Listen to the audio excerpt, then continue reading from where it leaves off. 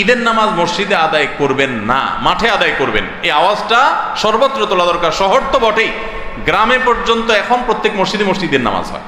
কেউ কাউকে মানতে রাজি না, কেউ কাউকে মানতে রাজি না। আরেক জায়গায় ঈদগাহে নামাজ পড়বো, আমাদের ইজ্জত থাকে নাকি?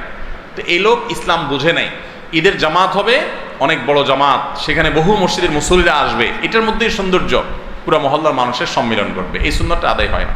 ঈদুল আজহার আরেকটা সুন্নাত অবহেলিত, সেটা হলো ঈদুল আজহায় আমরা জানি যে প্রথম খাবার ঈদুল আজহার কোরবানির গোশত দিয়ে হবে, এটা সুন্নাত।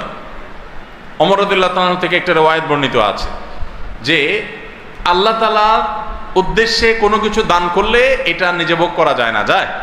আপনি আল্লাহর রাস্তার জন্য, আল্লাহকে খুশি করার জন্য আল্লাহর রাস্তায় কিছু দিয়ে দিয়েছেন, এটাকে নিজে খাওয়া যায়? আর এটা আপনি গরিবকে দিয়ে দিবেন, মসজিদে দান করলে মসজিদকে দিয়ে দিবেন, আপনি নিজে ভোগ করতে পারবেন না। শুধু কোরবানি এবং আকিকা এই দুইটা আমল আছে, যে এই দুইটা আমল আল্লাহকে খুশি করার জন্য জবাই করার সময় বলছেন বিসমিল্লাহ আল্লাহু আকবার, আল্লাহুম্মা লাক মিনকা ওয়া লাক, আল্লাহ আপনার তরফ থেকে আবার আপনার উদ্দেশ্যেই কোরবানি করলাম, আমার কোনো ধান্দা নাই। অথচ আবার ঠিকই ওইটার গোশতটা আল্লাহ আপনাকে খেতে দিয়েছেন, কারণ এটা আল্লাহর পক্ষ থেকে সাদাকা, আল্লাহর পক্ষ থেকে মেহমানদারি, যে আল্লাহ আপনার থেকে কবুল করেছেন এবং বলেছেন বান্দা আমি বুঝে পাইছি, এবার তোমাকে দিছি, তুমি খাও। তো এই জন্য আল্লাহর মেহমানদারি দিয়ে দিনের প্রথম খাবার গ্রহণ করা, যাতে করে ক্ষুধার্ত থেকে খাবারের প্রতি আগ্রহী হন আপনি, এবং আল্লাহর মেহমানদারি দিয়ে প্রথম খাবার খান আপনি, এটা সুন্নাত।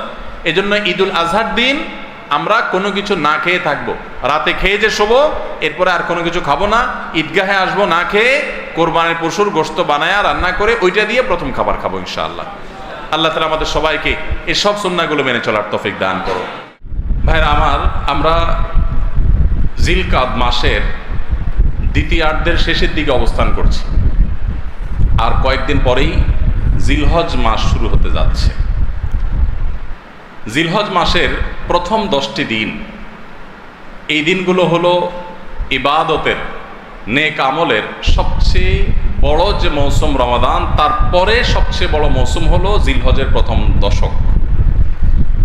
ইবাদত এবং নেক আমলের জন্য আল্লাহ সুবহানাহু ওয়া তাআলা আমাদেরকে কিছু মৌসুম দিয়েছেন, কিছু সিজন দিয়েছেন। এই সিজনগুলোর মধ্যে থেকে সবচেয়ে বড় ইবাদতের মৌসুম বা সিজন কোনটা? রমজান মাস, মাসব্যাপী পুরো 30 দিনের মৌসুম। রমজানের পরে ইবাদতের সবচেয়ে বড় বৃহত্তম ইবাদতের মৌসুম হলো কোনটা? জিলহজের প্রথম 10টা দিন।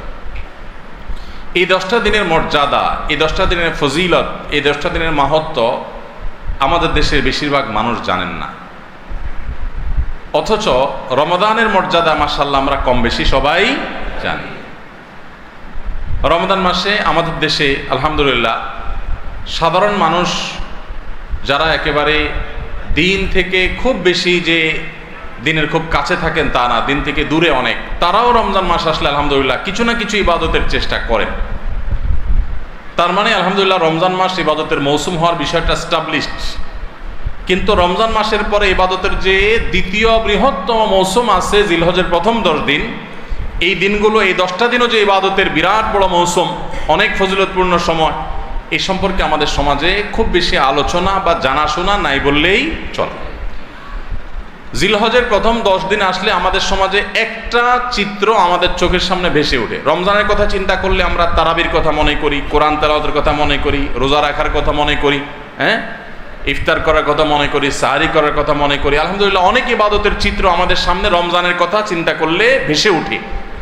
কিন্তু জিলহজের কথা চিন্তা করলে আমাদের স্মৃতিতে ভেসে ওঠে শুধু একটা চিত্র। জিলহজের প্রথম দশকের একটা চিত্রই আমাদের স্মৃতিতে ভেসে ওঠে, সেটা কোনটা? গরু আর ছাগল। জিলহজের প্রথম দশকের একটা স্মৃতি আমরা জানি, সেটা কি? গরু আর ছাগল। রাস্তাঘাটে, বাজারে, গ্যারেজে, ঘরবাড়িতে, সব জায়গায় শুধু গরু আর ছাগল। জিলহজের প্রথম দশক মানে কি শুধু গরু আর ছাগল? ভাইরা আমার, এই হারিয়ে যাওয়া বিলুপ্ত প্রায় ইবাদতের এই মৌসুমের ধারণাকে পুনর্জীবন দান করা সময়ের অপরিহার্য একটা দাবি। মুসলিম মিল্লাত আমরা ভুলে গেছি। এজন্য আজকে আমরা যে কথাগুলো বলবো, আল্লাহর ওয়াস্তে সবাই পাক্কা নিয়ত করে নেই এই কথাগুলো অনুযায়ী আমি নিজে তো আমল করব ইনশাআল্লাহ। আমি বাইরে গিয়ে আমার পরিবারে আমার পরিচিত লোকদের মধ্যে আরো কয়েকজন মানুষকে আমি সচেতন করব ইনশাআল্লাহ। তাহলে একটি আমল হারিয়ে যাচ্ছে, হারিয়ে গেছে প্রায়, এরকম একটা আমলকে পুনর্জীবন দান করা, এটা অনেক বড় ফজিলতপূর্ণ আমল। আপনারা জানেন নবী করিম সাল্লাল্লাহু আলাইহি ওয়াসাল্লামের একটা হাদিস রয়েছে, মান আহিয়া সুন্নাতাম মিন সুন্নতি, যে ব্যক্তি আমার সুন্নতের কোনো একটা সুন্নতকে জিন্দা করবে, কোনো একটা ভালো কাজ যে ব্যক্তি শুরু করবে, মান সান্না সুন্নাতান হাসানাতান ফালাহু আজরুহা ওয়া আজরু মান আমিলা বিহা, তাহলে এই ব্যক্তি সেই প্রচলন দিয়ে যত মানুষ তার এই প্রচলন থেকে আমল করবে আল্লাহ তাআলা তাদের সবার সমপরিমাণ সওয়াব তাকে দান করবেন। এজন্য আমরা এই মুর্দা সুন্নত হারিয়ে যাওয়া আমলকে পুনরায় জিন্দা করতে প্রস্তুত আছি তো ইনশাআল্লাহ।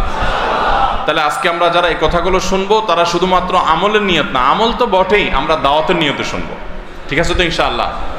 এবং জিলহজের এই প্রথম দশক পর্যন্ত আরো যে দিনগুলো আছে, এই দিনগুলোতে প্রায় 20 দিন সময় আছে। এই 20 দিন সময়, পুরো সময় জুড়ে আমরা অন্যদেরকে সচেতন করব, সতর্ক করবো। আসুন্নাহ ফাউন্ডেশন থেকে আমরা একটা লিফলেট তৈরি করেছি, ছোট্ট A4 সাইজের অর্ধেক, একবারে ছোট্ট একটা লিফলেট আমরা তৈরি করেছি। এই লিফলেটটা ইনশাআল্লাহ আগামীকালকে ছাপায় চলে আসবে। ইমাম সাহেবরা যে যত কপি ইচ্ছা সংগ্রহ করতে পারবেন। এখানে জিলহজের প্রথম দশকের কিছু তাৎপর্য আর 11টি করণীয় কোরআন এবং সুন্নাহর আলোকে এগুলো দেওয়া আছে। এগুলো ঘরে ঘরে পৌঁছায় দেন, মানুষকে পৌঁছায় দেন এবং আমলের জন্য উৎসাহিত করেন, উদ্বুদ্ধ করেন। ইনশাআল্লাহ আমরা রমাদানের মতো জিলহজের প্রথম দশকেও ইবাদতের যে একটা মৌসুম আছে সেই ধারণাটা সমাজে প্রতিষ্ঠিত করতে পারবো ইনশাআল্লাহ। আরবে যারা ছিলেন বা আরবের পরিবেশ সম্পর্কে যারা জানেন তারা বলতে পারবেন, বিশেষ করে সৌদি আরবের যে এনভায়রনমেন্ট এবং পরিবেশ, মহল্লা, বাসা, বাড়ি, সেখানে অলিতে গলিতে গেলে বোঝা যায় জিলহজের প্রথম দশক চলতেছে। মার্কেটে গেলে বোঝা যায় জিলহজের প্রথম দশক চলছে। সব জায়গায় তাকবীরের ধ্বনি শোনা যায়, আল্লাহু আকবার, আল্লাহু আকবার, লা ইলাহা ইল্লাল্লাহু, আল্লাহু আকবার, আল্লাহু আকবার, লিল্লাহিল হামদ। বিভিন্ন বাসা বাড়ির গেইটে ছোট্ট ডিভাইস রেখে দেয়, এই ডিভাইসে আপনার ছোট সাউন্ড বক্সে মৃদু ভলিউমে এই তাকবীরগুলো সুললিত কণ্ঠে বাজতে থাকে। পথচারী যারা যায় তারা এটা শুনে তাদের মনে হয় তারা পড়া শুরু করে দেয়। দোকানে যাবেন আপনি, মার্কেটে, শপিং মলে যাবেন, ছোট্ট করে আপনার হালকা ভলিউম দিয়ে এই তাকবীরগুলো বাজাইতে থাকে, সেগুলো দেখে সবাই স্মরণ হয়, সবাই পড়তে থাকে। এভাবে গোটা সমাজে বোঝা যায় যে একটা ইবাদতের মৌসুম চলছে। কিন্তু আমাদের সমাজে যে গরু আর ছাগল ছাড়া আর কিচ্ছু দেখা যায় না। তো এই সুন্নাতটাকে আমরা জিন্দা করবো তো ইনশাআল্লাহ। ইসলামের এই ইবাদতগুলো, এগুলো যখন আমরা সমাজে জিন্দা করব, এগুলো যখন প্রচলিত হবে ইনশাআল্লাহ, দিন বিমুখ মানুষগুলো দিনদার হওয়ার জন্য এটা একটা বড় সহায়ক ভূমিকা পালন করবে। রমজানে আমরা ইবাদতের যে চার্জ করেছি ইবাদতের মাধ্যমে, এটা দীর্ঘ 2 মাস পর কিছুটা হলেও দুর্বল হয়ে গেছে, চার্জটা কমে গেছে। আবার জিলহজের প্রথম 10 দিন যখন ভালো করে রিচার্জ করব, আবার কিছুদিন ইনশাআল্লাহ চলতে পারবো আল্লাহ চাহেন তো। আল্লাহ আমাদেরকে সবাইকে আমলের তৌফিক দান করুন। ভাইরা আমার, কোরআনে কারিমে আল্লাহ রাব্বুল আলামিন সূরা ফাজর, কোরআনে কারিমে 30 নম্বর সূরা একটা সূরা হলো, সূরাগুলো একটা সূরা হলো সূরাতুল ফজর। এই সূরাতুল ফজরের মধ্যে আল্লাহ তাআলা বলেছেন ওয়াল ফজরি ওয়া লায়ালিন আশ, ফজরের শপথ। ফজর মানে কি? ফজরের নামাজ, সকাল। ফজরের শপথ, ওয়া লায়ালিন আশ, এবং 10টি রাতের শপথ। এই 10টি রাতের শপথ যে আল্লাহ তাআলা করলেন, আল্লাহ সুবহানাহু ওয়া তাআলা কোনো বস্তুর নামে শপথ করার মানে হলো ওই বস্তুটা আল্লাহ তাআলার কাছে বিরাট বড় মর্যাদাবান। আল্লাহর সৃষ্টির মধ্যে যে সমস্ত সৃষ্টির নাম আল্লাহ শপথ করেছেন, এই সৃষ্টিগুলোর মাহাত্ম্য এবং শ্রেষ্ঠত্ব মর্যাদা বোঝানোর জন্য আল্লাহ তাআলা ওই বস্তুগুলোর নামে কি করেন? শপথ করেন। যদিও আল্লাহ ছাড়া কোনো মানুষের জন্য, বান্দার জন্য জায়েজ নাই আল্লাহ ছাড়া আর কারোর নামে কি করা? শপথ করা। নবী করিম সাল্লাল্লাহু আলাইহি ওয়াসাল্লাম বলেছেন, মান আরাদা আন ইয়াহলিফা ফালইয়াহলিফ বিল্লাহি আও লিয়াসমুত। কেউ যদি শপথ করতে চায় সে আল্লাহর নামে করবে, আর নাহলে চুপ থাকবে। মায়ের কিরা, বাপের কিরা, অমুকের কিরা, তমুকের কিরা, মাথা সুইয়া, পাও সুইয়া, স্টিয়ারিং হুইল সুইয়া, ক্যাশ বাক্স সুইয়া, এই সমস্ত কোনো ছুঁয়াছুঁয়ি করে এবং আল্লাহ ছাড়া আর কারোর নামে শপথ করা জায়েজ নাই। এটা নূহুম মিনাশ শিরক, শিরকের একটা প্রকার। আল্লাহ ছাড়া গারুল্লাহ নামে কি করা? শপথ করা। তো আল্লাহ সুবহানাহু ওয়া তাআলা শপথ করেন তার সৃষ্টির নামে, কেন? শুধুমাত্র ওই সৃষ্টির মাহাত্ম্য মর্যাদা বোঝাবার জন্য, অথবা শপথ করে যে কথাটা আল্লাহ তাআলা বোঝাতে চান, বলতে চান, সেই কথাটার আজমত, তার বড়ত্ব বোঝাবার জন্য, যে এই কথাটা এত গুরুত্বপূর্ণ কথা, তোমরা বললে সেটাকে শপথ করে বলা লাগতো, এটা বোঝাবার জন্য আল্লাহ শপথ করেন। তো এই যে ওয়াল ফাজরি ওয়া লায়ালিন আশর, এই দুই আয়াতে আল্লাহ তাআলা শপথ করলেন। এরপরে 3 নম্বর আয়াতে বলছেন ওয়াশ-শাফঈ ওয়াল ওয়াতরি, এবং জোড় এবং বেজোড়, এই 10টি রাতের মধ্যে আবার জোড় এবং বেজোড়, অর্থাৎ সবগুলো রাতের শপথ। বিশ্ববিখ্যাত তাফসিরের কিতাব তাফসির ইবনে কাসিরের মধ্যে ইবনে আব্বাস রাদিয়াল্লাহু তাআলা আনহুর বরাতে, আরো অন্যান্য মুফাসসিরিনদের বরাতে উল্লেখ করা হয়েছে, এখানে 10টি রাত বলতে বোঝানো হয়েছে জিলহজের প্রথম 10 রাতকে, জিলহজ মাসের প্রথম 10টা রাতকে। এবং এই 10টা রাতের যে জোড় বেজোড় সবগুলোই যে ফজিলতপূর্ণ, এটা বোঝাবার জন্য আল্লাহ তাআলা আরেকটা আয়াত ব্যবহার করেছেন, ওয়াশ-শাফঈ ওয়াল ওয়াতর, জোড় এবং বেজোড় সবগুলো রাতের শপথ। তাহলে এখান থেকে জিলহজের প্রথম দশকের মর্যাদা বুঝে আসে কি আসে না? সহিহ বুখারীর একটা হাদিস রয়েছে, নবী করিম সাল্লাল্লাহু আলাইহি সাল্লাম বলেছেন, মা মিন আইয়ামিন আল আমালুস সালিহু ফীহিন্না আহাব্বু ইলাল্লাহ মিন হাযিহিল আইয়াম, ইয়ানি আইয়ামাল আশর। জিলহজের প্রথম 10 দিনের আমল, ইবাদত, নেকামল, ভালো কাজ, এটা আল্লাহর কাছে এত প্রিয়, অন্য কোন সময়ের আমল ইবাদত, অন্য কোন দিনের আমল ইবাদত আল্লাহর কাছে এত প্রিয় না। বান্দা এই 10 দিনে নেকামল করলে আল্লাহ তাআলা যত খুশি হন, অন্য কোন সময়ের নেকামলে আল্লাহ তাআলা এত সন্তুষ্ট হন না। জিজ্ঞাসা করা হলো, কিলা ওয়ালাল জিহাদু ইয়া রাসূলুল্লাহ, সাহাবীরা প্রশ্ন করলেন, হে আল্লাহর রাসূল, অন্য সময় আল্লাহর রাহে যদি কেউ জিহাদে যায়, অন্য সময় যদি জিহাদে রত হয়, তাহলে সেই আমলটার মর্যাদাও কি এই দশকের সাধারণ নেকামলের চাইতে উত্তম না? ওটা তো জিহাদ, জীবন বাজি রাখা।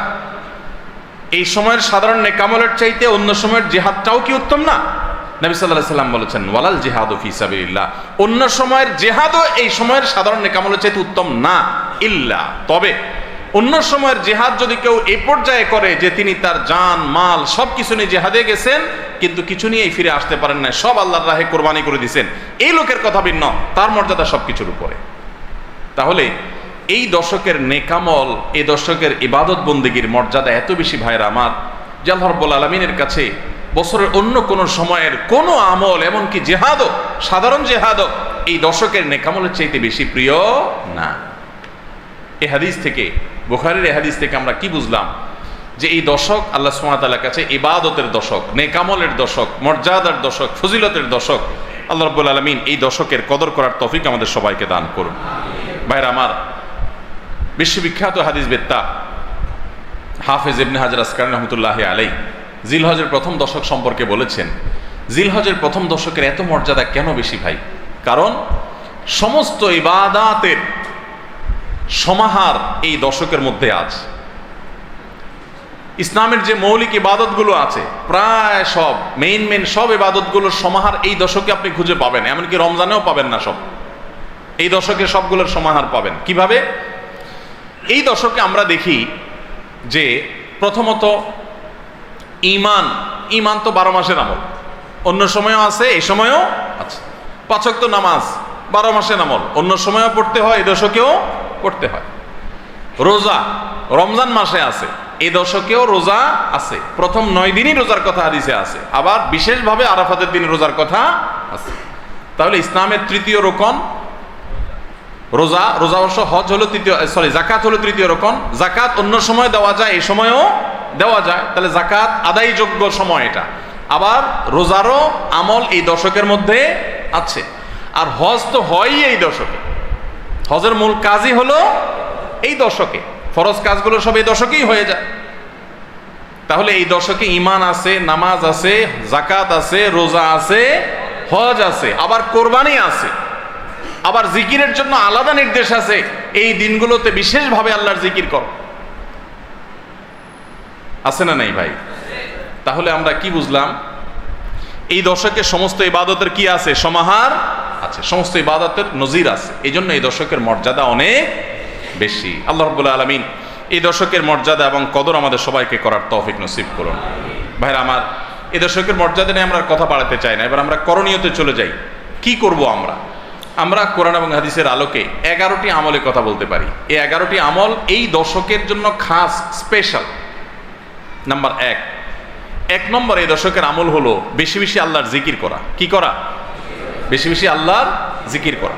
কারণ কোরআনে কারিমের সূরা তাওবাতে আল্লাহ রাব্বুল আলামিন এই দশককে ইঙ্গিত করে বলেছেন যে তোমরা আল্লাহ তাআলার জিকির করো ফি আইয়ামিন মাহদুদাত, নির্দিষ্ট দিনসমূহে, নির্ধারিত দিনগুলোতে তোমরা আল্লাহর জিকিরে মাশগুল থাকো। এখানে আল্লাহর জিকির যে নির্দিষ্ট দিনগুলোতে রাখার কথা বলা হয়েছে, সেই আয়াতের ব্যাখ্যা আবারও তাফসীর ইবনে কাসিরে এবং ইবনে আব্বাস রাদিয়াল্লাহু তাআলা সহ আরো অন্যান্য মুফাসসিরদের থেকে বর্ণিত হয়েছে যে নির্দিষ্ট দিন বলতে জিলহজের প্রথম 10 দিনকে আল্লাহ তাআলা মিন করেছেন। এই 10 দিনই তোমরা আল্লাহর জিকিরে বেশি বেশি করে আল্লাহ তাআলার জিকির করো। তাহলে জিকির শুধু না, পরিমাণে বাড়িয়ে বাড়িয়ে বেশি বেশি পরিমাণে জিকির করতে হবে। এই দশকে আল্লাহ তাআলার স্মরণ অন্তরে হবে, মুখে আল্লাহ তাআলার জিকির চলবে, কাজের মাধ্যমে জিকিরের আমল চলবে, অন্তরের স্মরণের মাধ্যমে, মুখে জিকিরের মাধ্যমে। কোরআনের তেলাওয়াত একটা জিকির, তাসবিহগুলো একটা জিকির, তাহমিদ আল্লাহর প্রশংসা একটা জিকির, এরকম যত জিকির আছে এই দশক হলো জিকিরের দশক। সবচেয়ে বেশি জিকির চলবে, সবচেয়ে বেশি কি চলবে? জিকির চলবে। দ্বিতীয়ত যে আমলটি চলবে তা হলো যে কোনো নেকামল, যে কোনো নেকামল। কারণ একটু আগে আমরা হাদিস শুনলাম যে নবী করিম সাল্লাল্লাহু আলাইহি ওয়াসাল্লাম বলেছেন মা মিন আইয়ামিন আল আমালুস সালিহু ফিহিন্না আহাব্বু ইলাল্লাহ মিন হাযিহিল আইয়াম। এই জিলহজের 10 দিনের চাইতে অন্য কোন দিনের নেকামল আল্লাহর কাছে বেশি প্রিয় না।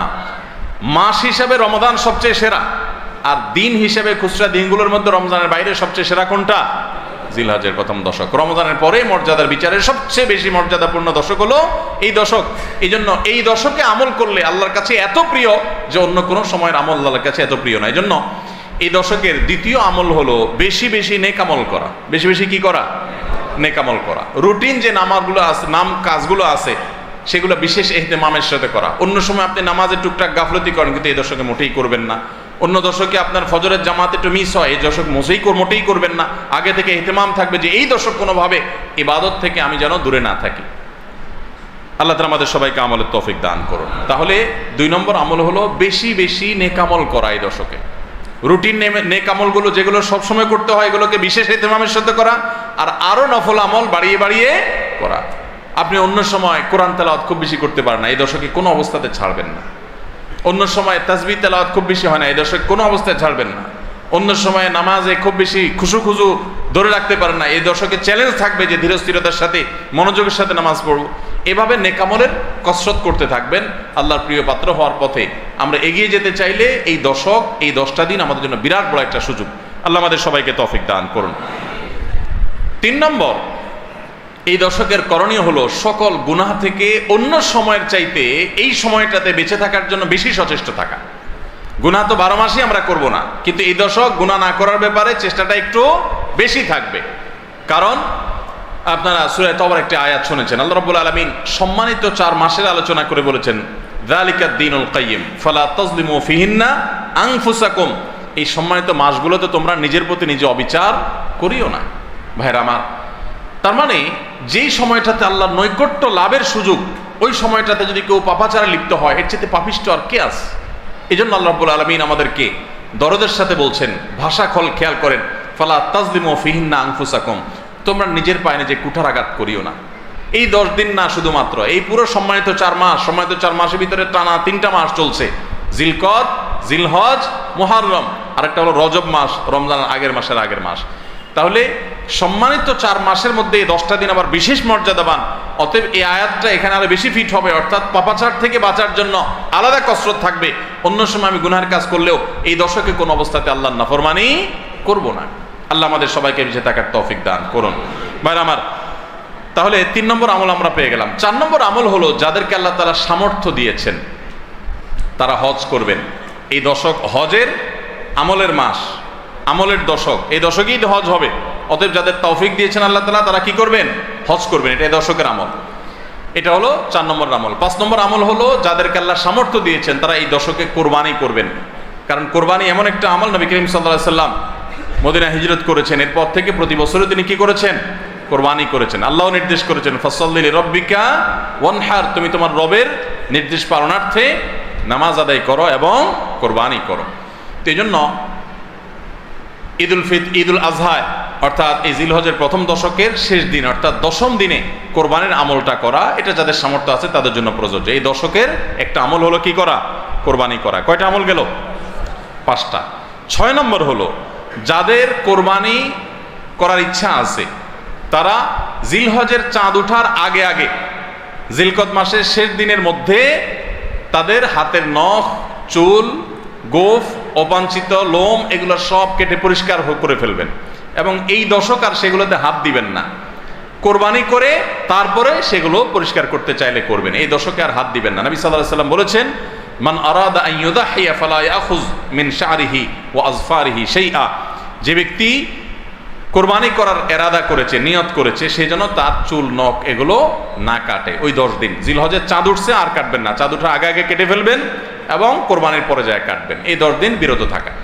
তবে অন্য আরো বিভিন্ন রেওয়ায়াত থেকে, বর্ণনা থেকে বোঝা যায় যে এই আমলটা শুধু যিনি কোরবানি করবেন তিনি নয়, যিনি কোরবানি করবেন না, কোরবানি করার সামর্থ্য নাই, তিনি এই আমল করতে পারেন, তাহলে আল্লাহ তাআলা তাকে কোরবানি করার সওয়াব দান করবেন। এমনকি কোন সালাফ, কোন সাহাবী থেকে আমলও বর্ণিত আছে যে বাসার বাচ্চা কাচ্চা যারা আছে তাদেরকেও এই দশকে চুল, নখ ইত্যাদি কাটতে নিষেধ করেছেন। তাহলে চুল, নখ ইত্যাদি কাটা থেকে বিরত থাকা এই 10 দিন, আগে কাটা এবং পরে কাটা, এই 10 দিন না কাটাকাটি না করা, এটা একটা মুস্তাহাব আমল। এবং প্রায় সব ফুকাহা একরাম এই ব্যাপারে একমত হয়েছেন। মওসুআ ফিকহিয়া কুয়েতিয়ার মধ্যে লেখা হয়েছে যে ইত্তাফাকাল ফুকাহা, সব ফকিহগণ প্রায় একমত যে এই দশকে যিনি কোরবানি করবেন তিনি তো বটেই, কোরবানি যিনি করবেন না তাদের তরফ থেকেও চুল, নখ এগুলা কাটা থেকে বিরত থাকা মুস্তাহাব। তাহলে 6 নম্বর আমল গেল চুল, নখ ইত্যাদি দশক না কেটে থাকা। 7 নম্বর আমল হলো এই দশকে বেশি বেশি তাকবীর পাঠ করা। এটা তাকবীরে মুতলাক বলা হয়, সাধারণ তাকবীর। আল্লাহু আকবার, আল্লাহু আকবার, লা ইলাহা ইল্লাল্লাহু, আল্লাহু আকবার, আল্লাহু আকবার ওয়ালিল্লাহিল হামদ। এই তাকবীরটা হলো মিন শাআইরিল ইসলাম, এটাকে আমরা করতে পারি। ইসলামের যে নিদর্শনগুলো আছে সেগুলোর মতো করে এই তাকবীরটা আমরা পাঠ করব, এমনভাবে পাঠ করব যে অলিতে গলিতে, রাস্তাঘাটে সব জায়গায় তাকবীরের ধ্বনি চলতে থাকবে, কারোর ডিস্টার্ব করে না, মৃদু কণ্ঠে সব জায়গায় গুনগুনিয়ে আমাদের মুখ থেকে তাকবীর চলবে।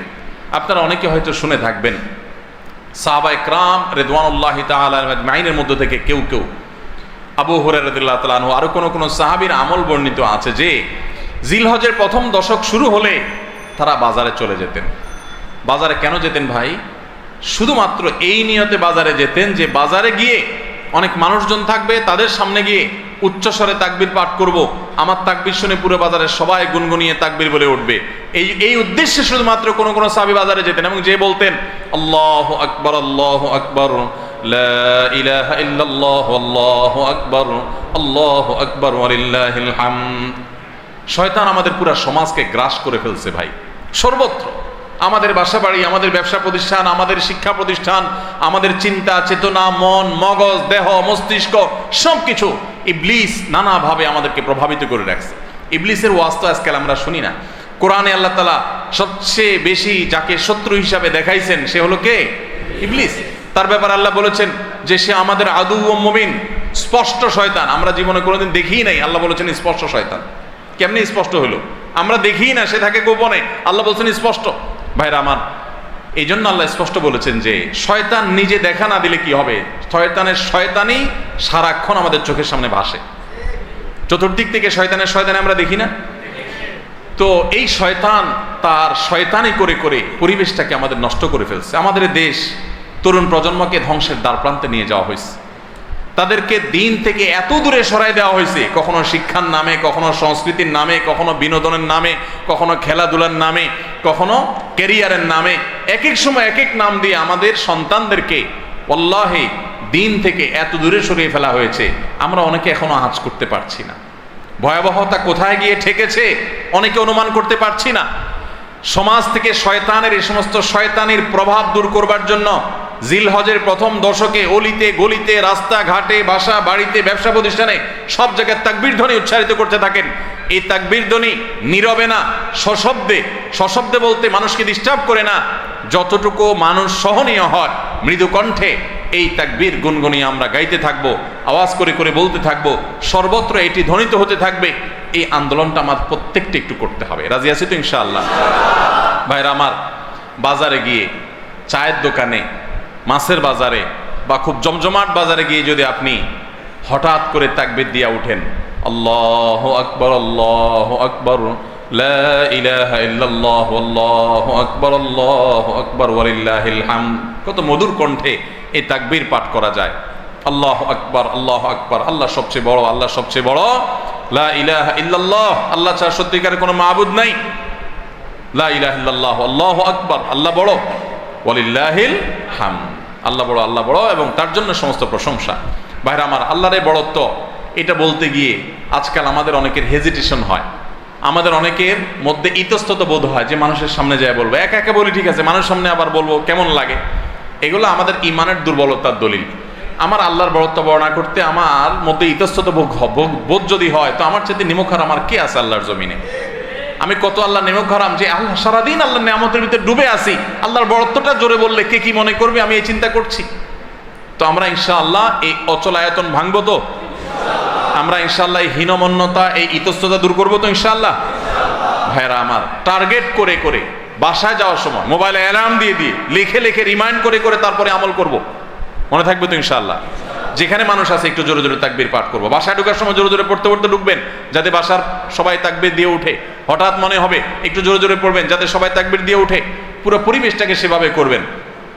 আমি আমার বাসায় এই দশক আসলে সাধারণত মৃদু কণ্ঠে ভলিউমের সবসময় তাকবীরটা চালু করে রাখি, যাতে সবার মনে হয়। অফিসে কম্পিউটারে এটাকে মৃদু কণ্ঠে চালু করে রাখি, অন্যান্য কাজ করতে থাকি, এই আওয়াজ চলতে থাকে, যাতে করে যে আসে সে দেখে তার মনে হয় সে আমলটা করতে পারে। তো আমরা এই আমলটা চিন্তা করবো তো ইনশাআল্লাহ। যদি আপনি বাজারে গিয়ে তাকবীর বলেন, আমাদের সমাজের যে অবস্থা, যে অবক্ষয়, দিনই চেতনা দিন দিন যেভাবে হারিয়ে গেছে, আপনার তাকবীর শুনে হয়তো অনেকে হাসবে। হঠাৎ করে যখন বাজারে গিয়ে তাকবীর দিবেন জোরে জোরে, বলবে ব্যাপার কি? কেউ কেউ হয়তো ইশারা করে যে মাথায় হয়তো কোনো সমস্যা আছে। এরকম হতে পারে, হতে পারে কি পারে না? কেন হইতে পারে? কারণ সব গাফেলদের মধ্যে একজন জাকের আসছে, সব গাফেলদের মধ্যে একজন জাকের আসছে। যেখানে সবাই গাফলতিতে নিমজ্জিত, সেখানে একজন জিকিরকারী আসছে। এই জন্য ওই গাফেলদের মধ্যে জিকিরকারী, একজন জিকিরকারী ব্যক্তিকে মনে হয় পাগল, অথবা তাকে বলা হয় যে আননুন। অথচ হওয়া দরকার ছিল মুসলমানদের সমাজে সবাই জাকের, এক দুজন গাফেল, আর আমরা সবাই হয়ে গেছি গাফেল। এই জন্য একজন জিকিরকারী হলে তাকে মানুষ কি করে? উপহাস করে, পাগল মনে করে। ওই যে কোন দেশে নাকি রাজাকে ভবিষ্যৎবাণী করা হয়েছে যে রাজা সাহেব, পাগলা পানি আসতেছে, পাগলা পানি, বন্যার পানিতে যে পানি আসবে এটাতে সব জায়গা ছড়ায় যাবে, এটা পাগলা পানি, দেশে আর কোনো পানি থাকবে না, এই পানি সবাই খাইতে বাধ্য হবে। আর এই পানি পাগলা পানি নাম এই জন্য দেওয়া হয়েছে, এই পানি যে খাবে সে পাগল হয়ে যাবে। রাজা সাহেব এই ভবিষ্যৎবাণী শুনে পরামর্শ করতেছেন সব মন্ত্রীদের সাথে যে কি করা যায়। দেশের সব মানুষ পাগল হয়ে গেলেও আমার তো অন্তত ভালো থাকতে হবে, আমি পাগল হয়ে গেলে দেশ চলবে কেমনে?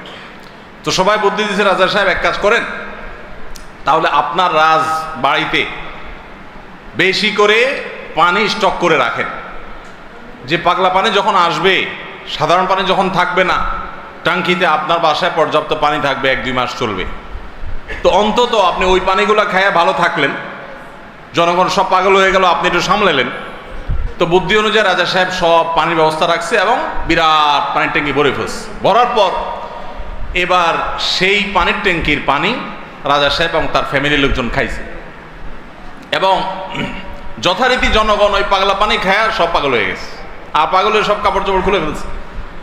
এখন সব পাগলরা এসে রাজবাড়ি ঘেরাও করে ফেলছে এবং সবাই মিলে বলতেছে ওই দেখ কয়েকটা পাগল। কারণ এগুলোর পরনে কাপড় আছে, এগুলোর মাথা নষ্ট হয়ে গেছে, এটা পরনে কাপড় পরে রয়েছে কেন? এবার রাজা সাহেব সবার সাথে পরামর্শ করতেছে, পরিবার সদস্যদের সাথে, যে আমাদের কি করা এখন? সবাই যে আমাদেরকে পাগল বলা শুরু করছে, যদি পাগল বলে মাইদ্যুৎ দেওয়া শুরু করে দেয় কি করা যাবে? তখন এবার সবাই বুদ্ধিনি করলো পরিবারের লোকেরা, যে তাহলে এক কাজ করা যাক, যে সমাজে সব পাগল থাকে সেখানে আসলে সুস্থ থাকাটা দোষের, আমরাও চলেন পাগলা পানি খেয়ে পাগল হয়ে যাই। এবার তারাও পাগলা খানি খেয়ে পাগল হয়ে গেছে, এবার পাগলে পাগলে মিলছে, আর অসুবিধা হয়নি। এই সমস্ত গল্প হয়তো এর কোনো বাস্তবতা নাই, কিন্তু এই গল্প বলার উদ্দেশ্য হলো যে যেই সমাজে মানুষ সব গাফেল হয়ে যায়, ফাসেকের পরিমাণ বেশি হয়ে যায়, সেই সমাজে একজন বাজারে গিয়ে যখন আল্লাহু আকবার তাকবীর ধ্বনি দিবে, তখন তাকে কিছু লোক পাগল বলাটা সমাজের মানুষের পাগল হওয়ার দলিল। পাগল হওয়া বলতে ফাসেক হয়ে যাওয়া, আল্লাহর জিকির থেকে দূরে সরে যাওয়ার দলিল। কেন? বাজারে যায় যদি কেউ একটু গেয়ে ওঠে, মনের সুখে কোনো একটা গান গেয়ে ওঠে, তাকে তো কেউ অসুস্থ মনে করে না। তাহলে জিকিরের ক্ষেত্রে এরকম কেন হয়? আপনি যদি বাসে উঠে বলেন আল্লাহু আকবার লা ইলাহা ইল্লাল্লাহ আল্লাহু আকবার ওয়ালিল্লাহিল হামদ, প্রথম কারোর কাছে আনইজি লাগতে পারে। উঠার পর যদি আরেকজন পড়েন, বলবে যে ভাই হাতে কোনো ব্যাগ ট্যাগ তো দেখা যাচ্ছে না, কিছু বেচবে নাকি? হকার টকার নেই কোনো। আপনি যদি তখন সুন্দর করে, যারা অবাক হয়ে তাকাবে তাদের যদি বলেন, ভাই এই দশকে আমাদের নবীজি বেশি বেশি করে উচ্চস্বরে তাকবীর পাঠ করতে বলেছেন, আপনারা তো সবাই মুসলমান, আপনাদের সবাইকে স্মরণ করানোর জন্য আমি জোরে জোরে করছি, আপনারা কেউ মনে কিছু নিয়েন না, বাস আলহামদুলিল্লাহ, তাইলে কেচ্ছা খতম। তো আমরা এই আমলটা করবো তো ইনশাআল্লাহ। কঠিন আমল, কিন্তু এটাকে জিন্দা করতে পারলে সমাজে সর্বত্র যখন তাকবীরের ধ্বনি ভাসতে থাকবে, শয়তান পালা যাবে ইনশাআল্লাহ সমাজ থেকে। ঘরে যখন সারাদিন তাকবীর ধ্বনি ভাসতে থাকবে, শয়তান পালা যাবে। আল্লাহ আমাদের সবাইকে আমলের তৌফিক দান করুন। জিলহজের প্রথম দশকে এই আমলটা সম্পর্কে নবী করিম সাল্লাল্লাহু আলাইহি ওয়াসাল্লামের ভাষ্য খেয়াল করেন। তিনি বলেছেন, ফাকফিরু ফীহিন্না মিনাত তাকবীরি ওয়াত তাহলিলি ওয়াত তাহমিদ। জিলহজের প্রথম দশক যখন শুরু হয়, তোমরা বেশি বেশি করে তাকবীর পড়ো, বেশি বেশি করে তাহমিদ পড়ো, বেশি বেশি করে তাহলিল পড়ো, অর্থাৎ আল্লাহু আকবার লা ইলাহা ইল্লাল্লাহ আল্লাহু আকবার লিল্লাহিল হামদ, এটা বেশি বেশি করে পাঠ করো। এটা নবী সাল্লাল্লাহু আলাইহি ওয়াসাল্লাম নির্দেশ করেছেন। তাহলে কয় নম্বর আমল গেল? 7 নম্বর আমল, বেশি বেশি করে তাকবীর তাহমিদ তাহলিল পড়া। 8 নম্বর আমল হলো এই তাকবীর তাহমিদ তাহলিলটাই বিশেষভাবে পড়া। 7 নম্বরটা হলো সাধারণভাবে রাত দিন যতক্ষণ পারেন বেশি বেশি পড়বেন, কোনো সময় ফিক্স নাই, এবং 10 দিন ফুল। আর 8 নম্বর আমল হলো এই তাকবীরটাই নির্দিষ্ট সময় নির্দিষ্ট দিনগুলোতে বিশেষভাবে পড়া। সাধারণভাবে তো পড়বেনই, আর বিশেষভাবে পড়বেন। বিশেষভাবে কখন? আইয়ামে তাশরিকে। আইয়ামে তাশরিক কাকে বলা হয় ভাই? জিলহজের 9 তারিখ ফজরের পর থেকে নিয়ে জিলহজের 13 তারিখ আসর পর্যন্ত, জিলহজের 9 তারিখ ফজর থেকে নিয়ে জিলহজের 13 তারিখ আসর পর্যন্ত প্রত্যেক নামাজের পর সবাই যার যার জায়গা, পুরুষরা সরবে আর মা বোনরা বাসা বাড়িতে নীরবে তারা তাকবীর পাঠ করবেন। আল্লাহু আকবার লা ইলাহা ইল্লাল্লাহ আল্লাহু আকবার ওয়ালিল্লাহিল হামদ। প্রত্যেক নামাজের পরে একা একা পড়েন আর জামাতে পড়েন, সর্বাবস্থা। জামাতে পড়লে ইমামের সাথে তাল মিলায় পড়তে হবে জরুরি না, প্রত্যেকে যার যারটা শেষে পড়বেন। মনে থাকবে তো ইনশাআল্লাহ?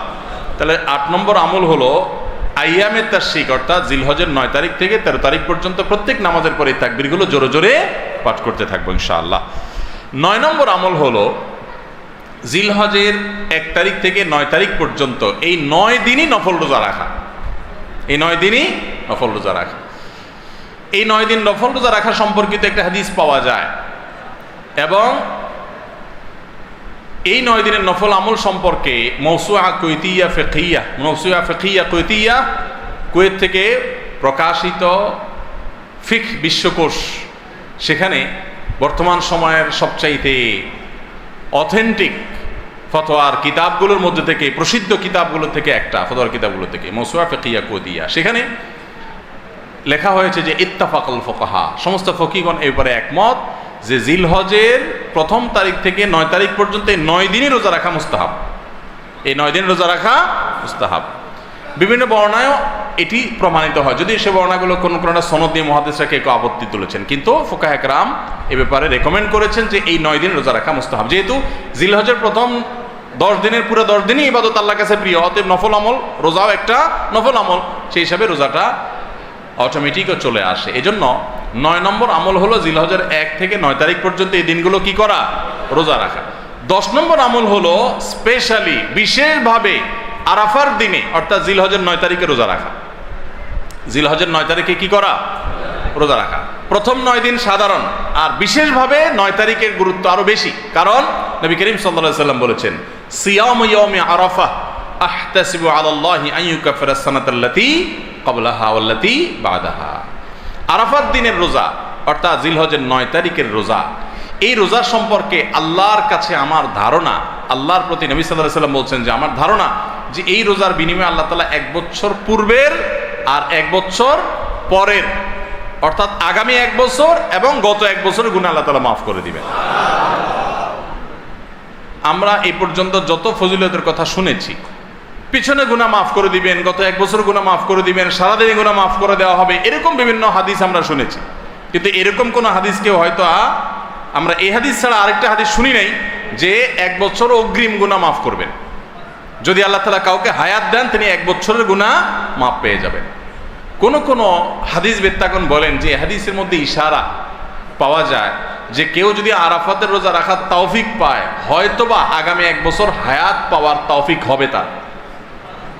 যদিও এটা জাস্ট একটা ব্যাখ্যা, এটা এমন না যে হাদিসে বলা হয়েছে আলাদা গ্যারান্টি দিয়ে, এরকম না। অতএব এর ব্যত্যয় ঘটলে করতে পারে। কথা বুঝে আসছে ভাই? তো এই জন্য এই আরাফাত দিনের রোজা এটা আমরা মিস করবো না ইনশাআল্লাহ। তাহলে 10 নম্বর আমল গেল জিলহজের 9 তারিখের রোজা। 11 নম্বর আমল হলো ঈদুল আজহার সমস্ত সুন্নাতগুলো আমল করা। ঈদুল আজহার অনেকগুলো সুন্নাত আছে না, এই সুন্নাগুলো সবগুলো আমল করা। ঈদুল আজহার যে সুন্নাগুলো আমল সাধারণত হয় না, গোসল আমরা করি, সুগন্ধি আমরা ব্যবহার করি, আলহামদুলিল্লাহ, অন্য অনেক সুন্নাত আমরা আমল করি, কিন্তু যে সুন্নাতের আমল সাধারণত হয় না তার ভিতরে একটা হলো ফজরের নামাজ মহল্লার মসজিদে এসে পড়া, ভোর রাতে আগে আগে উঠা। অন্য সময়ের চাইতে ঈদের দিন ফজরে মুসল্লি আরও আমাদের মসজিদে কম থাকে, কারণ চাঁদ রাইতে তামাশা করে বেড়ায়, ফজর নামাজ মিস হয়ে যায়। তো ইমানদার সেটা করতে পারেন না। ঈদের সুন্নাহটা বিশেষভাবে আদায় করার চেষ্টা করা দরকার, অর্থাৎ জামাতের সাথে ফজর নামাজ পড়া দরকার, আগে আগে উঠা দরকার। ঈদের দিনের সুন্নাতগুলোর মধ্যে থেকে একটা। আরেকটা সুন্নাত আমাদের অবহেলিত, আদায় হয় না, সেটা হলো ঈদুল আজহা হোক আর ঈদুল ফিতর হোক, ঈদের নামাজ মাঠে পড়ার চেষ্টা করা দরকার। কোথায়? মাঠে। মাঠ এখন কম, বিশেষ করে শহর এলাকাতে মাঠ একটু কম, কিন্তু যেগুলো আছে সেগুলোও যদি সঠিকভাবে সবগুলোকে ব্যবহার করা হয় তাহলে অনেক জায়গায় সুন্নাহ জিন্দা হয়। আমরা ঈদের নামাজ মসজিদে পড়ি, কেন পড়ি? একটা অজুহাত দেই, মাঠ কম। এই অজুহাত সব ক্ষেত্রে গ্রহণযোগ্য না এবং সঠিক না। অনেক জায়গায় মাঠ থাকা সত্ত্বেও মানুষ মসজিদে নামাজ পড়ে, কারণ সব মহল্লার মানুষ আলাদা আলাদা নিজেরা একটু মাতবরি করতে চায়। আমরা আবার আরেক জায়গায় নামাজ পড়তে যাবো, আমাদের একটা বাঁকাওয়াতি থাকে। এই রোগ মসজিদে ঢুকে গেছে, মসজিদ কমিটির লোকদের মধ্যে রোগ ঢুকে গেছে। তারাই কোরবানি করতে রাজি না, যে আমরা এখানে জমাত করব না, চল আমরা সবাই মিলে বড় একটা মাঠে করি। বড় মাঠে কয়েক মসজিদের মুসল্লিরা একসাথে নামাজ আদায় করার যে সৌন্দর্য আছে, এই সৌন্দর্য মসজিদের মধ্যে ঈদের নামাজ পড়ার মাধ্যমে নাই। এই জন্য ভাইরা, মাঠে ঈদের নামাজ জিন্দা করার চেষ্টা করতে হবে ইনশাআল্লাহ। চেষ্টা করা যাবে না ইনশাআল্লাহ? তাই বলে আবার রাস্তাঘাট আটকায় মানুষের অসুবিধা হয় সেভাবে করে ঈদের নামাজ ব্যবস্থা করেন না। হ্যাঁ, যদি কোনো রাস্তা এরকম হয় যে না, এ রাস্তা বিকল্প বহু রাস্তা ডানে বামে আসে, মহল্লার রাস্তা, কারোর কোনো অসুবিধা হবে না, তাহলে সেখানে হতে পারে শর্ত সাপেক্ষে। কিন্তু সাধারণত রাস্তা নয়, বরং আমাদের নামাজ পড়তে হবে কোথায়? মাঠে। এবং ঈদের নামাজ মসজিদে আদায় করবেন না, মাঠে আদায় করবেন। এই আওয়াজটা সর্বত্র তোলা দরকার। শহর তো বটেই, গ্রামে পর্যন্ত এখন প্রত্যেক মসজিদে ঈদের নামাজ হয়। কেউ কাউকে মানতে রাজি না, আরেক জায়গায় ঈদগাহে নামাজ পড়বো, আমাদের ইজ্জত থাকে নাকি? তো এই লোক ইসলাম বুঝে নাই। ঈদের জামাত হবে, অনেক বড় জামাত, সেখানে বহু মসজিদের মুসল্লিরা আসবে, এটার মধ্যেই সৌন্দর্য, পুরো মহল্লার মানুষের সম্মিলন করবে। এই সুন্নাতটা আদায় হয় না। ঈদুল আজহার আরেকটা সুন্নাত অবহেলিত, সেটা হলো ঈদুল আজহায় আমরা জানি যে প্রথম খাবার ঈদুল আজহার কোরবানির গোশত দিয়ে হবে, এটা সুন্নাত।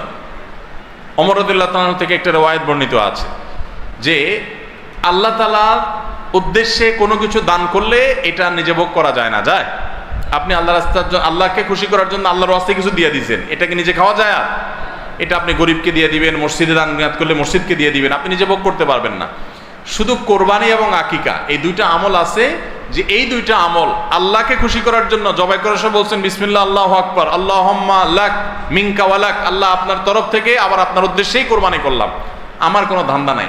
অথচ আবার ঠিকই ওইটার গোশতটা আল্লাহ আপনাকে খেতে দিয়েছেন, কারণ এটা আল্লাহর পক্ষ থেকে সাদাকা, আল্লাহর পক্ষ থেকে মেহমানদারি, যে আল্লাহ আপনার থেকে কবুল করেছেন এবং বলেছেন বান্দা আমি বুঝে পাইছি, এবার তোমাকে দিছি, তুমি খাও।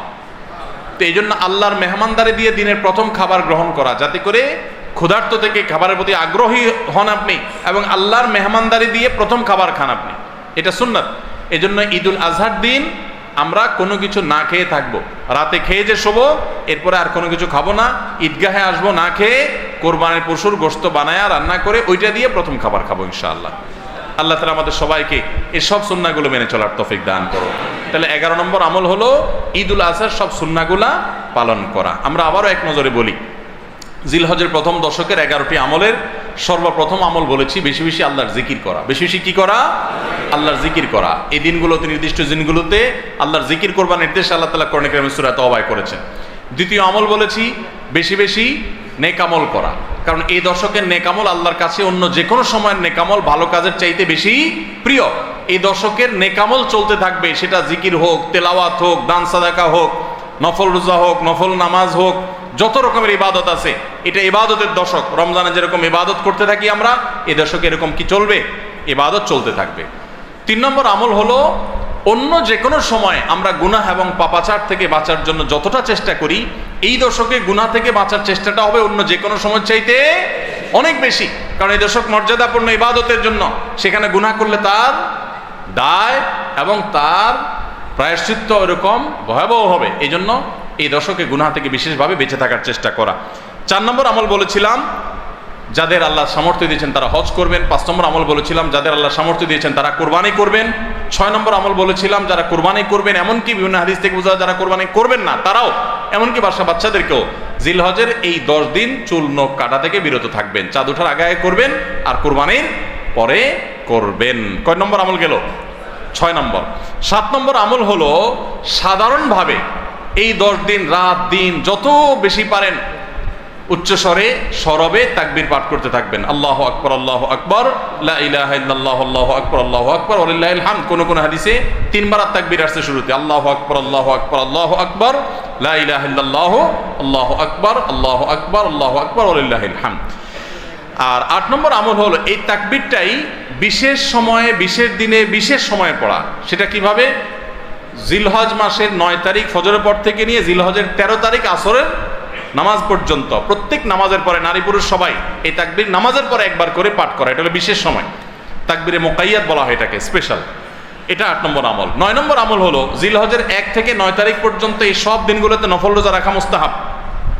10 নম্বর আমল হলো জিলহজের 9 তারিখ আরাফার দিনে রোজা রাখা আলাদা স্পেশাল সওয়াবের কাজ। 1 বছর আগের এবং 1 বছর অগ্রিম পরের গুনাহ মাফ আল্লাহ তাআলা করে দেন, অর্থাৎ সগীরা ছোট গুনাহ আল্লাহ তাআলা মাফ করে দেন। বড় গুনাহ থেকে তওবা করলে সেগুলো মাফ পাওয়া যাবে। আর 11 নম্বর আমল হলো যে ঈদের দিনে যত সুন্নাহ আছে সব সুন্নাহগুলো সঠিকভাবে পালন করব। আল্লাহ রাব্বুল আলামিন আমাদের সবাইকে জিলহজের এই 10 দিনের ফজিলত এবং মর্যাদা প্রতি মুহূর্তে স্মরণ করার তৌফিক দান করুন। এই দশক যে মর্যাদার দশক যায়, ফজিলতের দশক যায়, ইবাদতের দশক যায়, জিকিরের দশক যায়, তাকবীরের দশক যায়, নফল রোজার দশক যায়, ধারণাই নাই আমাদের, মনেই থাকে না। অনেক মানুষ আছে জিজ্ঞেস করলে ভাই তার হাবভাব দেখলে রুটিনের ভিতরে কোনো পরিবর্তন নাই। অন্য সময় ফজরে গাফলতি, এই দশকেও গাফলতি। আরে ভাই রমজান মাসে তো মানুষ বেনামাজিও নামাজ পড়ে, মাশাআল্লাহ, ঠিক না ভাই? ঠিক।